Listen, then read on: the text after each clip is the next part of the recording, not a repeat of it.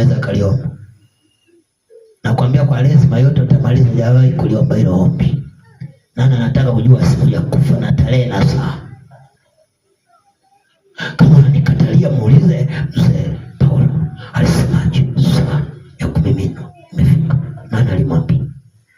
Aliona wapi? Na wengine tunakuja kufunuliwa dakika za mwisho ndio naanza kukimbizana huko stati suruali. Wakomea ndio unachukuliwa. Bwana Yesu apewe sifa. Lakini walioko ndani ya utumishi mzuri, utaona akiita na watoto wake. Kama uliza mzee Yakobo, aliwaita akaanza kuwabariki kila mtoto kwa baraka, akasema muda wangu umeisha. Anajua. Kwa hiyo kama kuna muda wa kufa, huwa na hakika kuna muda wa utoaji wa sadaka. Huwa unaujua au siujui? Na kinachokupa thamani ya utoaji wa sadaka hakipo kwenye hiyo sadaka unayotoa, kipo kwenye muda. Na shetani atajitahidi sana. Na ndio maana anapofika kwenye muda wa utoaji wa sadaka zile za maelekezo, shetani atajitahidi sana ukose, ili siku wanatoa usiwepo. Na hakuna naye pambana kuhakikisha anakimbizana na ule muda. Anasema nitakapopata tapeleka. Shetani sema umeisha, utakuja kupeleka ule uwepo umeshapita.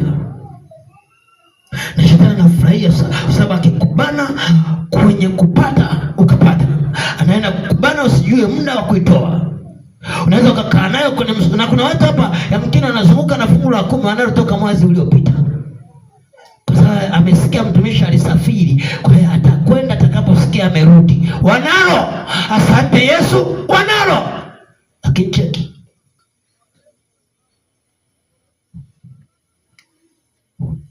Mungu aliniambia hivi, watu wengi wamenipa nafasi ya mwisho kwenye mipango yao. Nimewaelekeza vitu vya kutoa kwenye madhabahu. Kuna wengine watajiandikisha vizuri na watatoa, ili watasema nikishamaliza ule ukuta ndipo sasa nipeleke sadaka, bila kujali kama kuna muda ulioamriwa kwenye ile sadaka. Kwa nini? Mtu akipata mshahara, kitu cha kwanza anaanza kwenda sokoni kabla hajapeleka fungu lako.